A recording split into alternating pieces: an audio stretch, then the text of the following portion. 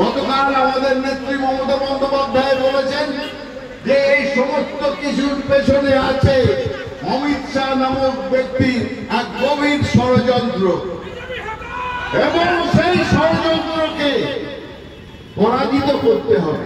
আপনারা জানেন আজকে বিজেপির নেতৃত্ব বলেছেন যে SIR করে অন্তত 1.5 কোটি ভোটারদের নাম বাদ দিতে হবে, এবং এই ভোটারদের নাম বাদ দেওয়ার দায়িত্ব কার? সেই যুক্ত করা কিংবা বাদ দেওয়া সেটা হচ্ছে নির্বাচন কমিশনের। সেখানে বিজেপি কোত্থেকে আসে? বিজেপি নির্বাচন কমিশনের মুখপাত্র না? আসল ঘটনাটা জানি আমরা যে এখন বর্তমান জাতীয় নির্বাচন কমিশন, আমার বলতে কোনো দ্বিধা নেই, তারা বিজেপির একটি শাখা সংগঠনে পরিণত হয়েছে।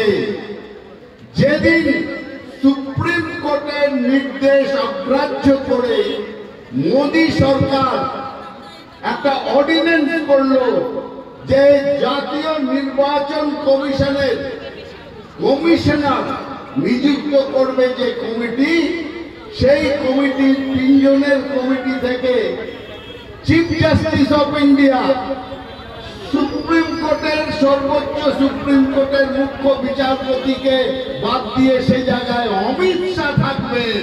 নরেন্দ্র মোদী, অমিত শাহ 3 জন কমিটির 2 জন, তৃতীয় জন রাহুল গান্ধী আগে থেকেই ঠিক করে নিলেন আমাদের 2 ভোটে আমরা নিজেদের পকেটের লোককে, নিজেদের পছন্দের লোককে আমরা নির্বাচন কমিশনার করব, করে নির্বাচন কমিশনের মাধ্যমে ভোট হেরাফেরি করে কোথাও অতিরিক্ত ভোটার সংযুক্ত করে কোথাও ভোটারদের নাম বাদ দিয়ে আমরা নির্বাচন জিতব।